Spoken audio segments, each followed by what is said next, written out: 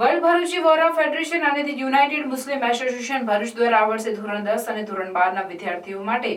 કારકિર્દી માર્ગદર્શન સેમિનારનું આયોજન કરવામાં આવ્યું હતું। ભરૂચ જિલ્લાની તમામ શાળાના પ્રમુખ, ટ્રસ્ટી મંડળના સભ્યો, આચાર્ય, શિક્ષકગણ, ધોરણ 10 અને 12 ના વિદ્યાર્થી મિત્રો,